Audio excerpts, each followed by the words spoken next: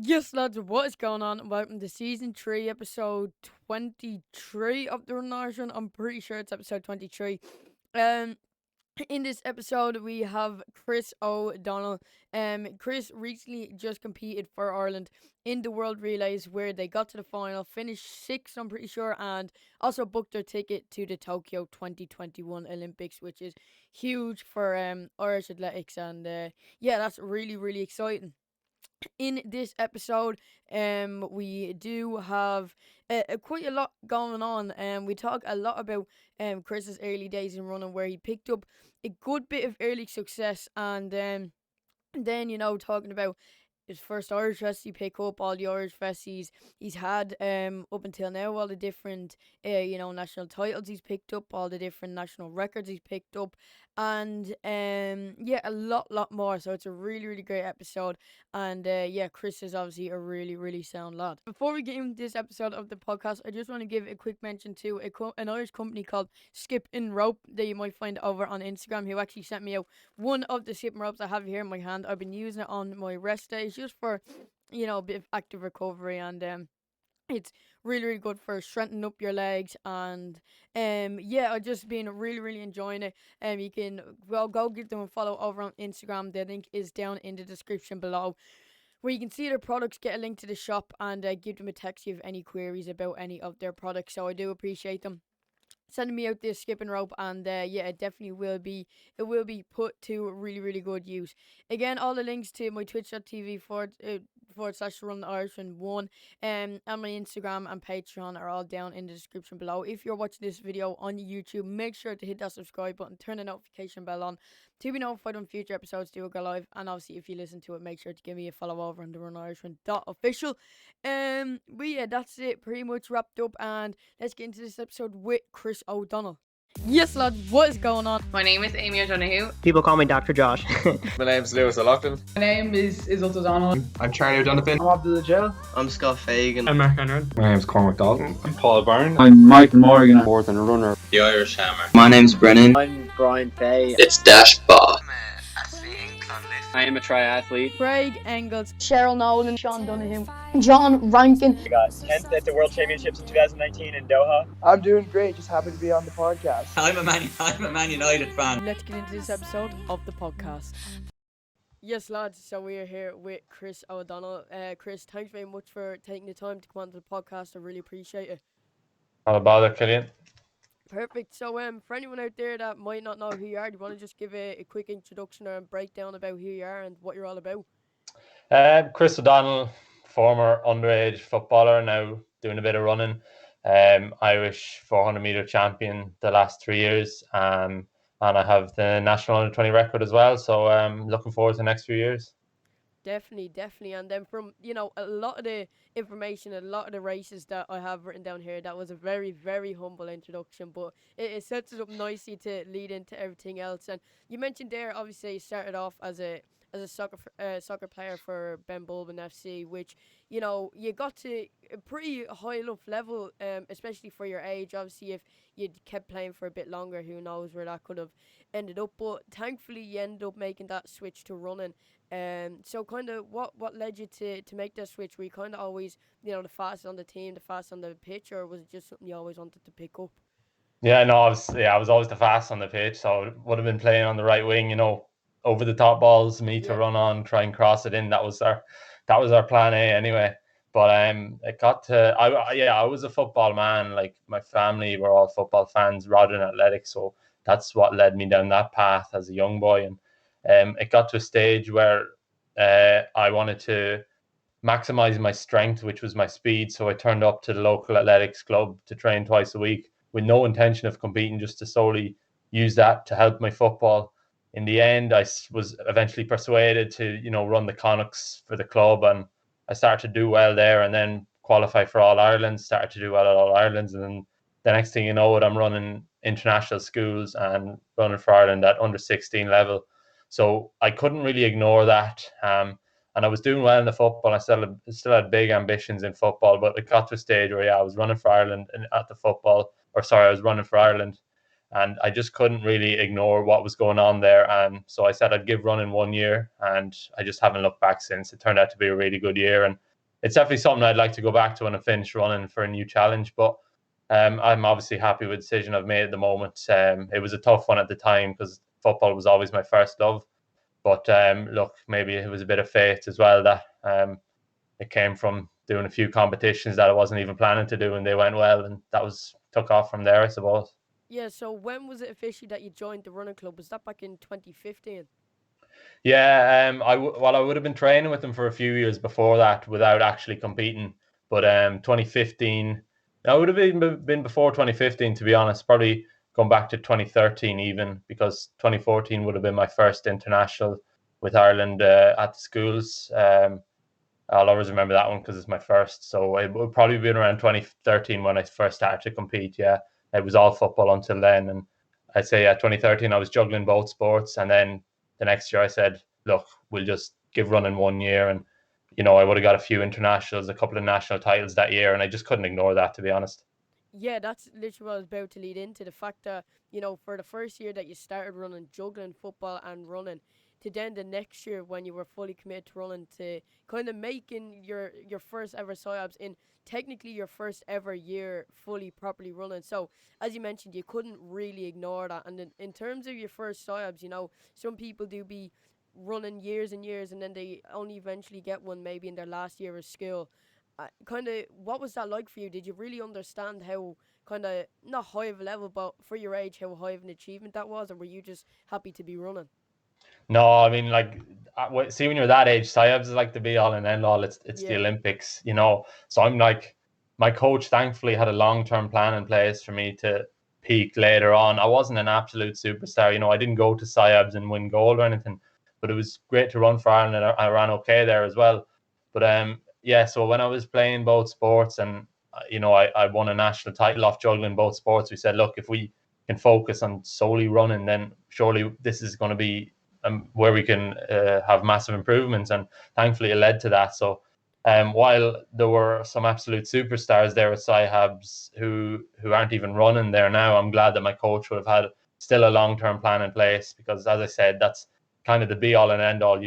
I would have been happy to have my career peaked there at under 16 level, because you can go into school and show off to your friends with your new Irish gear and all this, but thankfully, I had an older common influence around me to say, look, this is a long-term game, and yeah, we'll go to SIAB and that's all well and good, but we want to be ready for senior international and not be burned out, because I've only experienced it firsthand. I can think back to probably All Ireland under 15s, and there was boys beating me by a mile, and I'm saying, how on earth am I going to get near these fellas? And then a couple of years later, they're not even running anymore. So that's probably sums it all up.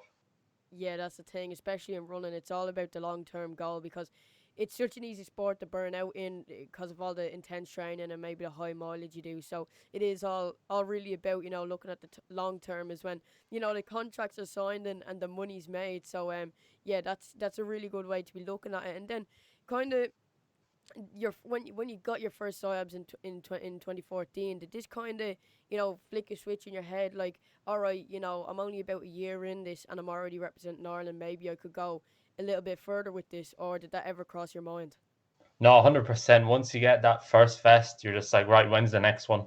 And thankfully there was Celtic Games as well that year afterwards. So then when you got Celtic Games over with, you're like, right, what's next year? What can we go for? And I think it was Celtic Games again.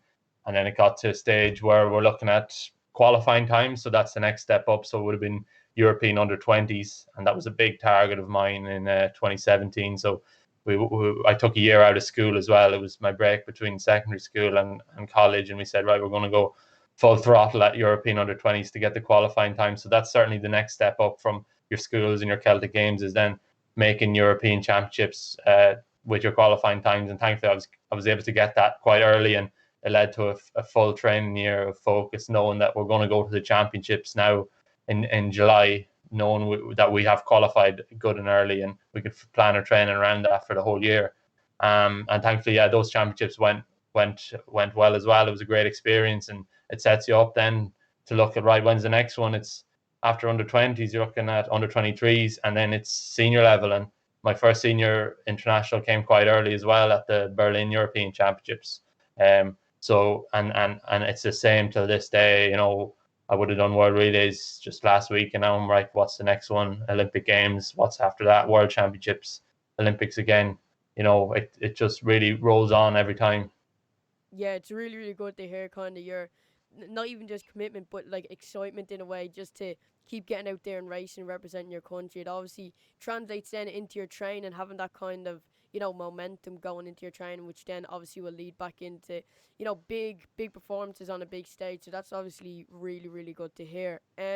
Obviously recently you were, running in more the 400-meter distance like we saw in the World Relays. Kind of taking back to 2015 when you were first introduced to the 400 meters, where you kind of got off to a pretty good start, would you say, finishing runners up and going underneath Brian Gregan's national record, running a 50:25. So did you kind of get hooked to the 400 meters straight away? I know it can kind of be like a cruel event, but kind of what was your thought process going into, from, I know still now and then you run maybe the 1 and 200, but going into the 400, what was your thought process with that? Yeah, so I was primarily a 100 meter, 200 meter runner. So obviously you hear all the stories of the hard training and the dying in races or whatever.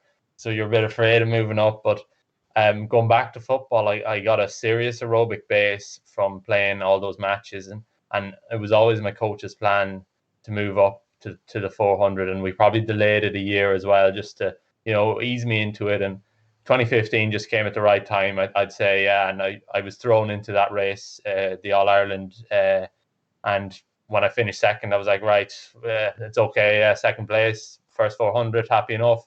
And then you hear the time, so we were both under the record of the championship record of Brian Gregan. So it said, right, if we're the second fastest of all time in this championship, then we must be doing something right. So then from that race, it was just all 400s really. The focus was, I still obviously dabble in the 100 and 200. It's extremely important to still have the speed over the short distances. But it's probably, is the distance that has suited me down to the ground with, as I said, the aerobic pace from football and the sprint speed on the wing as well, and having that bit of endurance work that I tend to do well with as well. It's probably, an event that probably just fits me down right as a perfect match, I suppose. Yeah, definitely. And then it kind of start going up from there. Eventually, you end up winning gold outdoors in the 400 and absolutely smashing the previous record of 48.70. So that must have given you like real confidence boost, kind of seeing that the training within the 400 really was paying off. Yeah, I was. That was an important win as well, because it was like a Celtic Games trial. So as I was saying with the internationals, so that was a big goal that year, was to make the Celtic Games team for the 400 meters for Ireland. So winning that race, which was the trial race, meant that I was able to get on the team, and thankfully then I was able to go to Scotland and to win gold in the 400 and the 4x400 at the Celtic Games. So then you're looking at, we're going to take the 400 serious and try and just win as many national titles underage as we can, which I was thankfully lucky enough to do.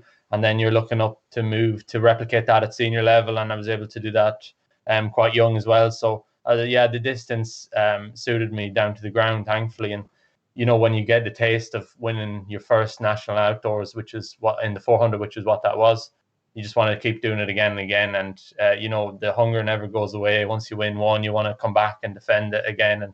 And that's always my goal. To win the national title is always a goal you'll write down at the start of the year. Yeah, 100%. And then kind of, as you mentioned there previously, like kind of going from then, the World Relays would then move on to the Olympics and then the World Championships. It was kind of then the same earlier on in your career, in the sense that, you won the 400 meters and the outdoor nationals, but then you went over to Scotland in the Celtic Games, and then you won the 400 meters there on an international stage. So again, that must have been a real confidence booster and a really important win for you, to kind of show that you can still perform at a very high and fast level even on an international stage. Yeah, it was good. Yeah, so you look to win your national title, and then you look, right, how can I replicate this now abroad? So that's one level, and then the next step up is doing it for Ireland. So to win a gold medal for Ireland, in any occasion, is something that you have to be proud of. And that win, you know, I was a young boy obviously back then, but it set me up, you know. And any time now I go out and wear the green vest, you know, you just want to do your country proud. And it was no different last week than it was to running the Celtics in Scotland. You just, you know, you look down at the vest that you're wearing, the family and friends that you're representing, and you just want to give it your all.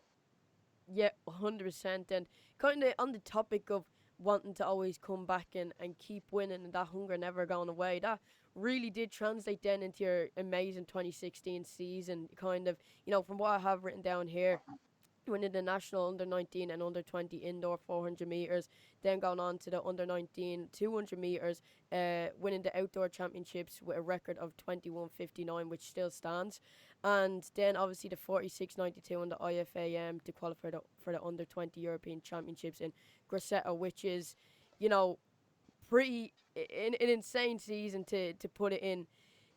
To say the least, even. So, kind of, do you want to just kind of talk us through that season from the indoors and then to the IFAM championships? Kind of, you know, did you have momentum all the way through that season? Were there any kind of blockages in the way, picking up any niggles, or was it just kind of smooth sailing the whole way through? So that year, yeah, 2017 we had one target really, to be honest, and it was to get ready for the European under 20s.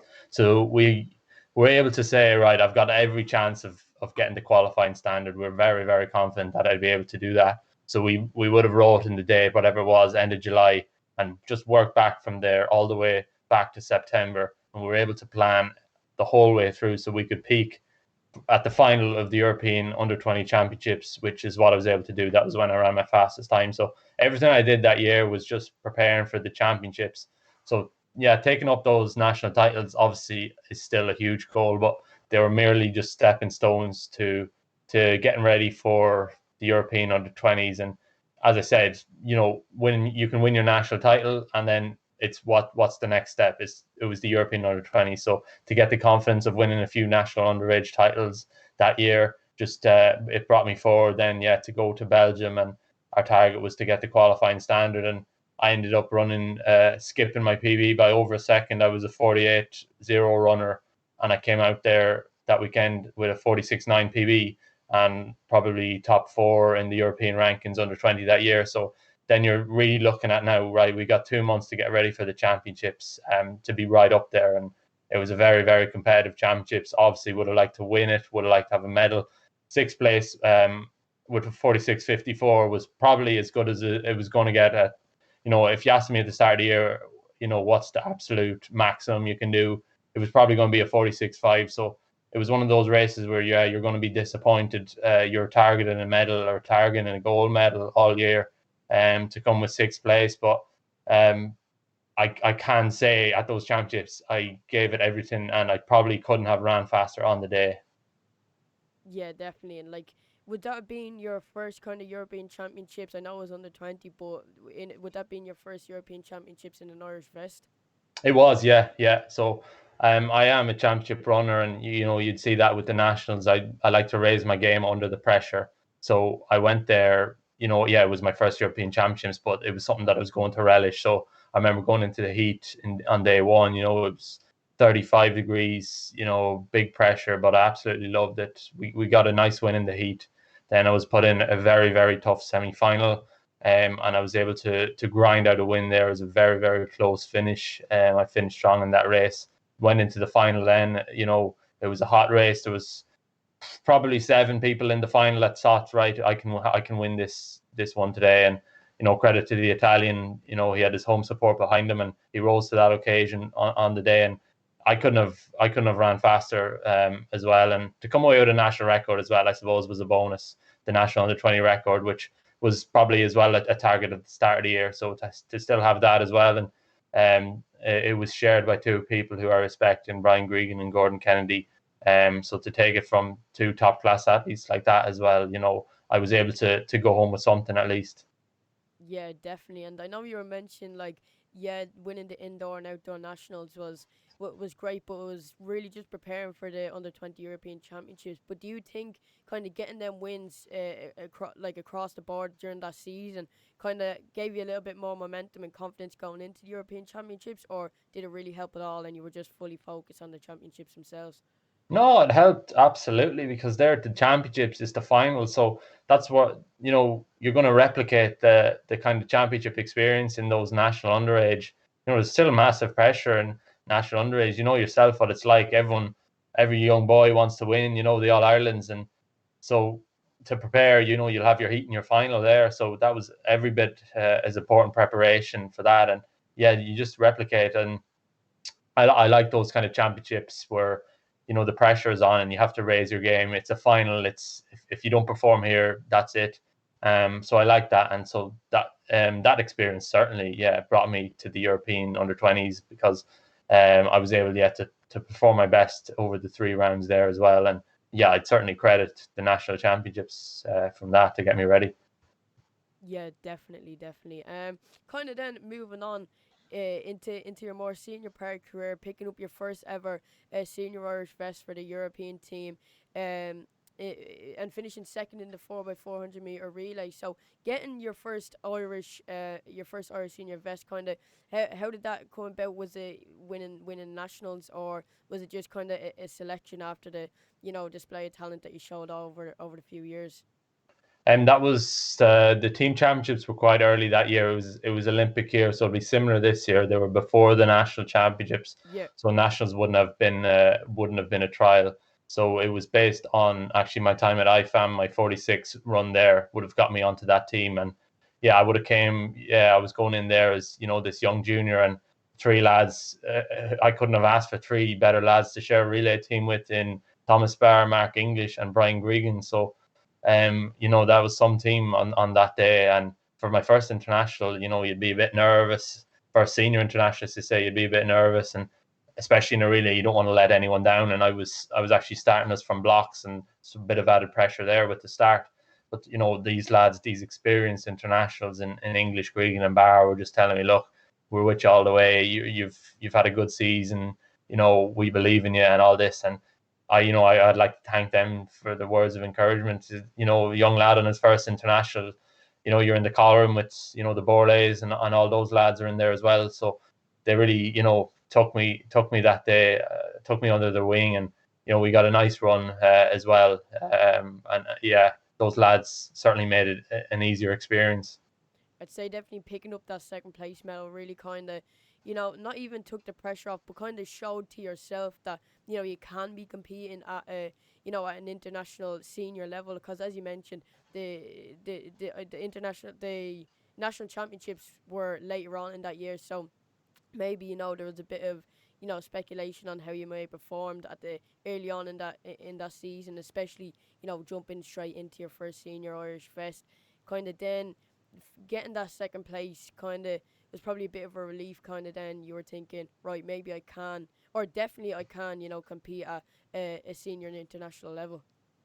Yeah, to come home with a good result for the team was certainly something that was good, and probably took a similar mentality to what we had at the World Realys last year. So we knew back in Vasa, look, we have a good team here.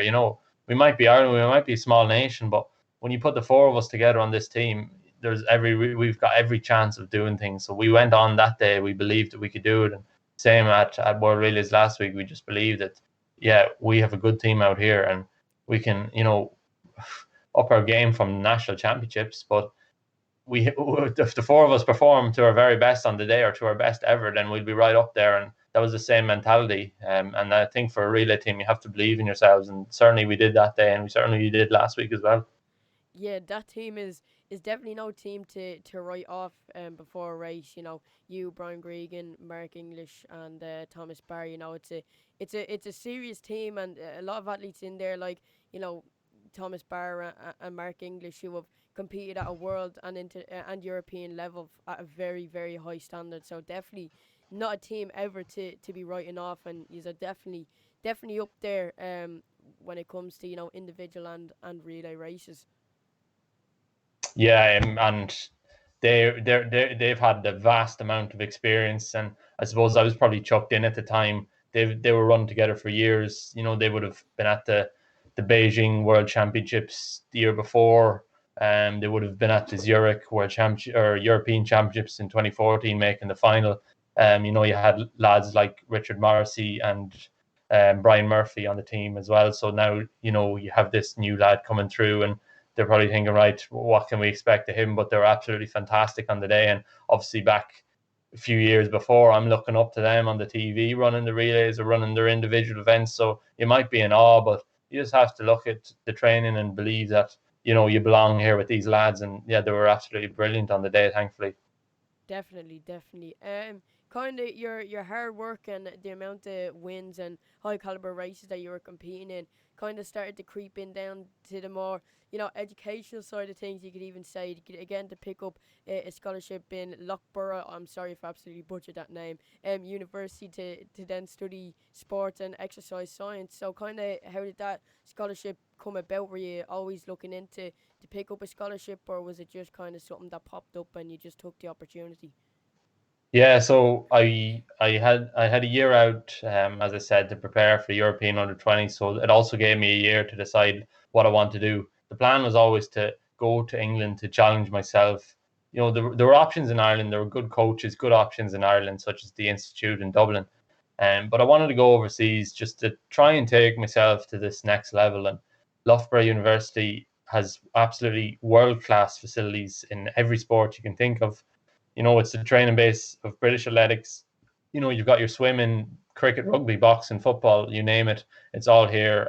So I said, as well as that, you had David Gillick, the Irish 400-meter record holder. He came over here to train. So I said, look, I want to challenge myself against better athletes, to train with better athletes, and I wanted to take my game to the next level. So I didn't really come here, to be honest, solely for the degree or anything. I came here for the training to take that to the next level, and that's always my ambition, is to challenge myself against better athletes. So I would have been training on my own in Sligo, so it was a big change coming over to training, with seasoned internationals over here, and it was a big step up. But I'm 3-4 years into it now, and thankfully, it took me a couple of years to probably get settled in. I didn't run that fast in my first couple of years here, but we made a few changes. There were a lot of learning curves made, and thankfully I'm at my best now. Yeah, definitely. And then kind of, a lot of people do go overseas for college on a scholarship to really, as you said, push the running to the next level. And could you feel kind of as soon as you got over there and start, getting into the training, that over here maybe in sessions and races you'd be, one to really, all the competitors and spectators and coaches and whatnot would be really having their eye on you, to then going over to England to then be kind of like a small fish in a big pond? Or were you still kind of, quite someone up there who's definitely been challenging for positions and knocking the workouts out the park? Well, I came over there after the European under-20, so I would have had a bit of a reputation as, being a talented junior. But we all know that means nothing. You're going over there, and there's lads like Martin Rooney who've, been to how many Olympic Games and World Championships. But, he was someone, I got in touch with before I went with as well. And, he made sure everything was all right. And yeah, you would be obviously a small fish in a big pond over here. And when I first came in, as obviously there's seasoned senior international global medalists training beside you every day, but you're just going to learn from them, and you want to get to their level. So the only way to get to their level is to learn from them and do the same things as they are and train with them.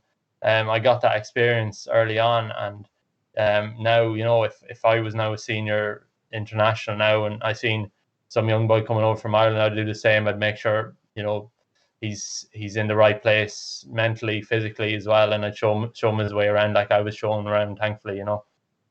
Yeah, definitely. And in terms of kind of pushing yourself and getting to that next level, kind of, your experience over in England, could you really feel like you did get to push yourself and get to that next level?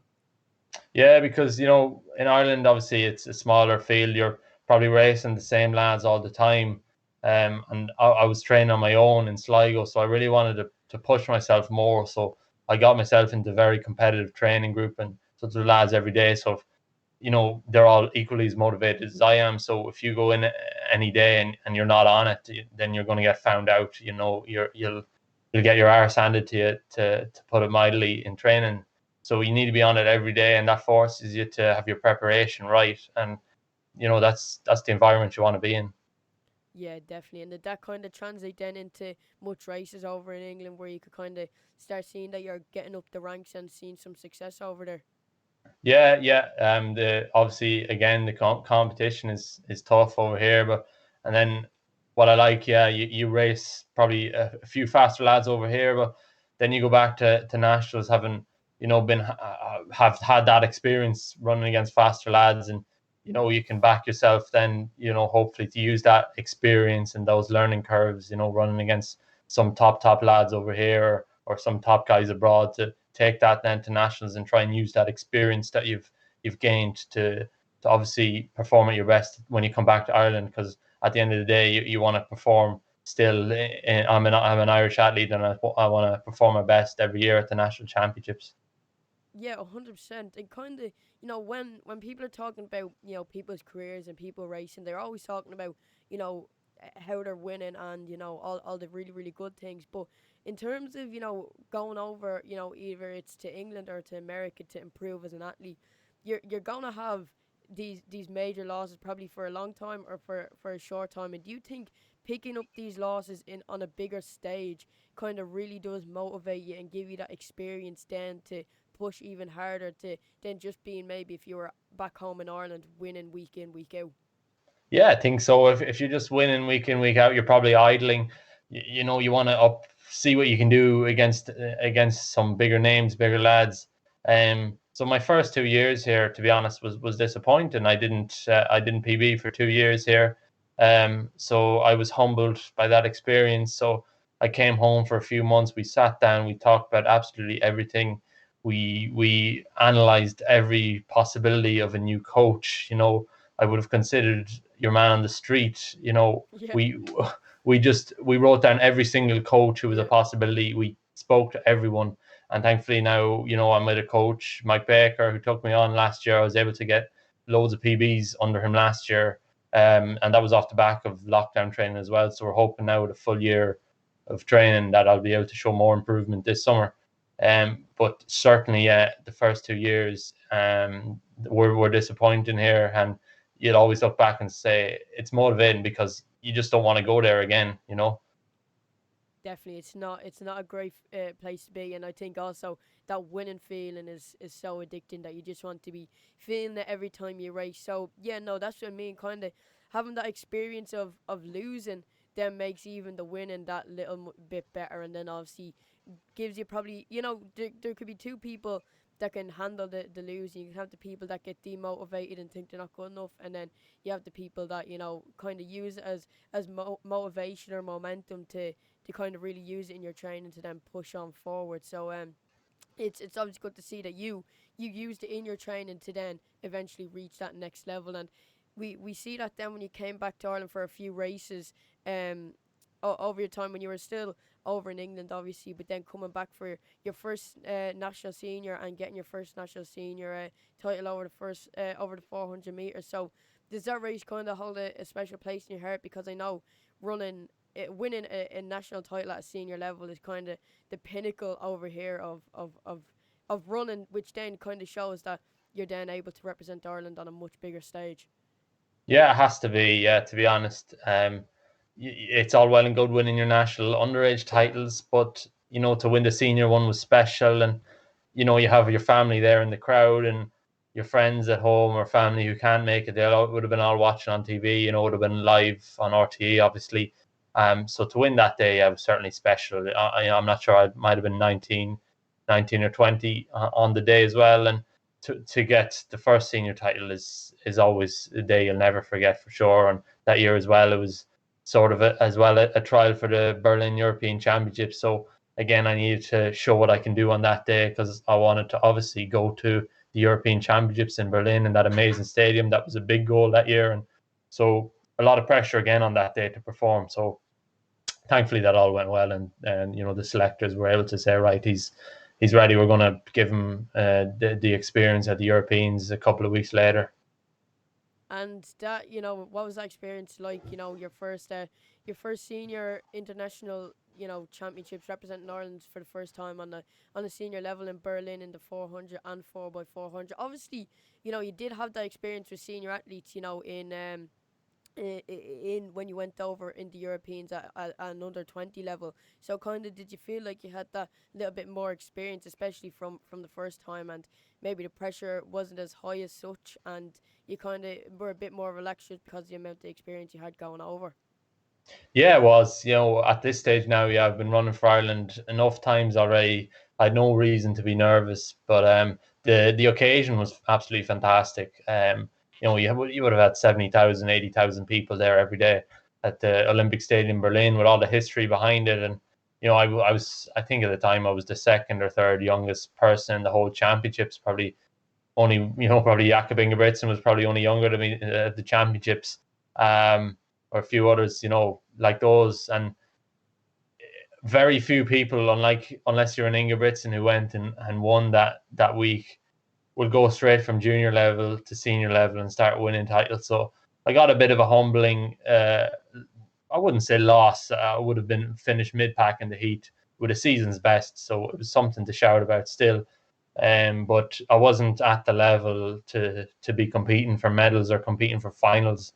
It was mere just for experience, and I gained a lot of experience obviously to run the relay then as well. We ran okay there. So now it's when I go back to the European Championships next year, it's certainly not to get knocked out in the heat. I've had that experience. You're probably allowed one of those, and now it's a case of can we get to the final, at the next Europeans, and what can we do at the final? Because yeah, that experience that I had running in the big stadium with the massive crowd now, you'll take that on for the next time.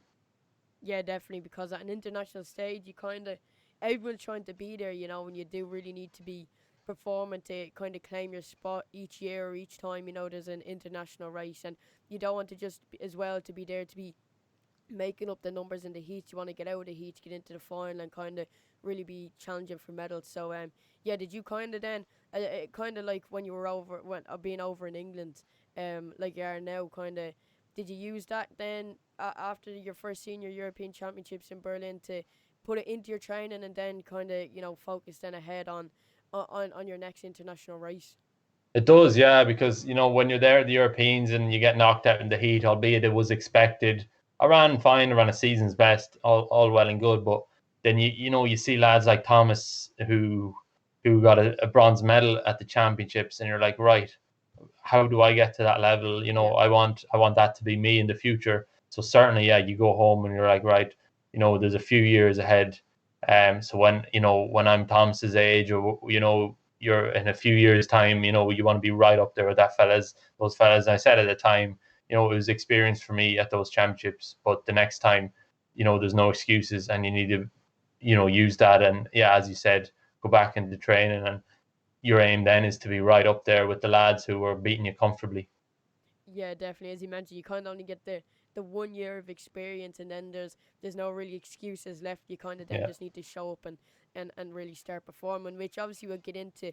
You really did, even then in 2019, back on a national level, retaining your title over the 400 meters in 2019 with the pretty. It was a pretty iconic race with the dive at the end of the race. So kind of then retaining that title, you can win it once, which is obviously a really, really good experience, but then you need to back that up as well. So I'd say, retain your title really did possibly felt better than getting it the first time, because it really proved, maybe not even to everyone else, but to yourself, that you really are, one of the best in the country at what you do, and you deserve to be racing at a high international level. Yeah, there's probably more of a story as well behind that race than just the famous photo finish. On a personal level, because I was running, that was actually my worst year of running up until that race. I went to the European Under-23 Championships. Was knocked out in the heat, ran 48 seconds, well below my best. So that was a huge disappointment. So I was going to end my season there. This was July, and we said, look, let's just end the season here. Let's start winter training next month. Let's get a big winter training and get ready for a big year next year. That was the plan. But I did a couple of sessions, and I said, look, I can go here, and we can end the season and hand over the national title to someone else. I didn't have to turn up to nationals. I was in terrible form, and probably everyone was going to say, no, he's going to lose, whatever. But I had a bit of hunger in me, and I said, look, I want to go to S.3 and I want to try and defend this title, albeit I'm running terrible. So we made that decision after a couple of training sessions. We said, right, we're going to go to S.3 and we're going to try and defend this title. Look, we're just going to give it everything. And I couldn't have been under more pressure in that race. The final 100 meters obviously I had to keep all my composure in the world, and just having that confidence then to defend my national title. I ended up then going to European Team Championships, running season's best, and then at the end of the season I was back to my best with an equal personal best. So we made a couple of changes, after European under-23s, but it was also a case of perseverance and just stick at it and believe. And we could have easily ended the season. There would have been no questions asked. People said, that's understandable, but we said, look, we're going to keep plowing on here. And that was a year that I won't forget, because I could have thrown in the towel, but we knuckled down, and I got 3 races out of it. I got the nationals, I got the European Team Championships, and then I went to Brussels with an equal personal best, which probably a bit of fate there as well. Yeah, definitely. So thank God you didn't, as you mentioned, throw in the towel and give up retaining your national title. Because even though you knew yourself, maybe you weren't having the best season you've ever had before, but kind of not even fighting for the title then in the race, even if you'd raced and lost it, would probably been better than just watching the race and seeing your title then eventually just drift away from you. Would have definitely, I'd say, been 10 times worse than getting back into the race and eventually retaining your title. So it's obviously really, really great that end up, and at the end of it all, we did get quite an iconic race in terms of national championships with the dive and the photo finish. So really, really nothing you can complain about there. Yeah, it's very true what you said. If I was sitting at home watching someone, try and take your title and you can't do anything about it, that would have been, a nightmare. So I had to go there. I had my days of disappointment after the European under-23s. Tears were shed, whatever. But we sat down, we made some changes. So I went in there with a little bit more confidence, but there would have still been people saying on the day, look, O'Donnell is vulnerable, whatever, he's not going to win today. So I used that as well as a bit of motivation, because there was plenty of people who said I had no chance. So that probably made it sweet as well. And then obviously you're almost kickstarting your season. Then after that, the confidence you get then just set me up, because I ran then considerably faster. Went from obviously running 48 seconds at the European under-23s to a month later running 46.5 seconds. So it's a confidence game, and certainly I had to go through a tough time at the nationals. It was a very, very tough race, but to come out the other side then, it just shows that confidence is key as well. 100%. And kind of moving on now to really more recently the World Realys. We were talking previously in the episode where you start off, you get your first SIOBs, then you want your next Irish Rest, then you want people running at a European level, then an Olympic level, and then a world level. So kind of this is kind of the start. Obviously, in the World Realys, you booked your ticket then after the Olympics, but in terms of a World Championship level, this is kind of, would you say, like a nice start and a nice basis to go off in terms of having experience on a World Championship level, and then obviously then at the end of the day booking your ticket to Tokyo. Yeah, it was, but there was probably no time to say, look, we're using this for experience or whatever. We came there with a big goal, something we were targeting for over a year now. We had a disappointment last year of having the Olympics cancelled. We probably lost a year of our careers last year, which is very disappointing. So to make up for it this time and to qualify for the Olympics made that even more special. So we went there. I wouldn't say I was thinking about experience or anything like that. I was solely focused on getting our top 8 finish. And, to finish 4th was probably beyond anyone's expectations. While we all believed that we had a great chance, and we had a great team that we were going with, probably under the radar in terms of other countries, because we never ran together before. We were one of the lowest seeds, therefore we were drawn in the toughest semi-final. So we had all that going against us. But, our team meetings were fantastic. The 4 of us really bought into it. And I just went there on the day and I looked to the 3 guys next to me, Charlene, Phil and Thomas, and I just said, look, I have every confidence in you guys, and I hope you've got confidence in me. And I believe that we're going here with every chance. We're not just making up the numbers. We're not just using it as experience or whatever. And the four of us performed to our very best, if not our best ever on the day. And that's what you need. Changeovers went well, and fourth was to come fourth overall on Saturday night. Was something that was beyond our expectations.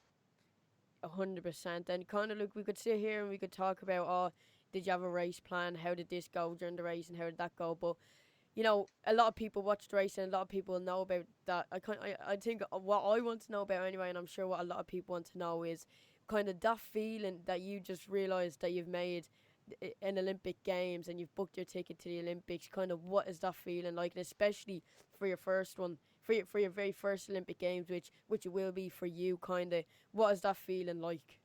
Oh, sure. You can see the smiles on our faces in the videos. I'm sure this feeling was unbelievable. So when I'm done my first leg, I'm just shouting and praying every time one of us goes past. And we're in third. We're probably in second or third place after me, very close to first. Phil gets us around the bend in first place. Charlene, keeps us in first place as well, and Thomas hangs on to a really important third spot. So when we crossed the line, I seen 3:16 on the clock. We knew from the first two heats. The first two heats were quite slow. There was 3:17.9 that we had to beat. So when I seen our time was 3:16.8, I knew that we'd qualified. But I still, and you can see from the pictures as well, Brazil won the race, and the cameras were on them for probably only a few seconds. They went straight to Ireland, and they really seen the story unfolding of us waiting and waiting. Because while I said, yeah, I was confident that we had qualified, you never know in relays. And I said, I'm not going anywhere until I see this big Q on the scoreboard with her name, because with disqualifications, whatever, the timing system malfunctions, whatever, I wanted to see the confirmation. So that's why we were standing there as four, and the cameras came over to us. And then when you see your name, Ireland, come up in the fourth position with a Q beside it, we couldn't contain our emotions. Then we just went crazy. And yeah, it's funny to watch back. Probably the cameras really enjoyed it, and they made a nice few videos out of it as well. They could see the story unfolding, and they could see what it meant to us, which meant absolutely everything. Yeah, it's funny you mentioned actually the videos they made out. There was a few on the World Athletics TikTok, European Athletics, and also the thumbnail of the replay of the relay race. I'm pretty sure was you and the team all together after. It was either after or before the race, so they did really see the passion there, because you have some teams that maybe have been in the Olympics many times, or they just maybe don't have as much passion, or they're just used to it. Then they seen a team like your team, and the passion that was really shown, and they took a lot from that, and they wanted to kind of show that passion as well to everyone watching at home. Yeah, and it's been too long before Ireland. It's been too long since Ireland's had a relay team qualify for the Olympics. The lads had absolute heartbreak in Amsterdam when they were trying to qualify for the Rio Olympics. Thomas would have been part of that team, so he got a bit of redemption there as well, which is fantastic. And then in myself, Phil, and Charlene's case, our first Olympic Games, to have that, to qualify for that, means something special as well.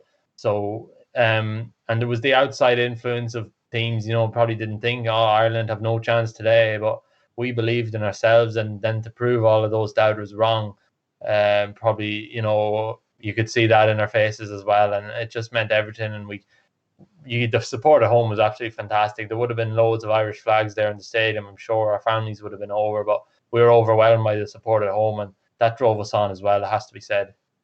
100%, and it'll be the exact same then in Tokyo. Whether there can be fans there or not, I'm not too sure.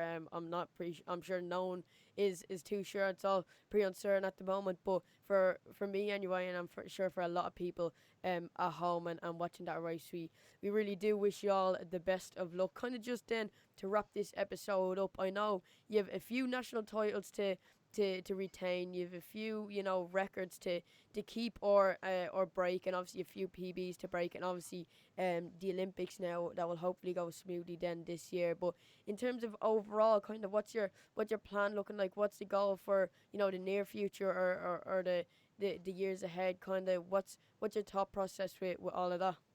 Yeah, so I'm still very focused. The worst thing I can do now is say, "Oh, my spot in the team is secured." Blah blah blah.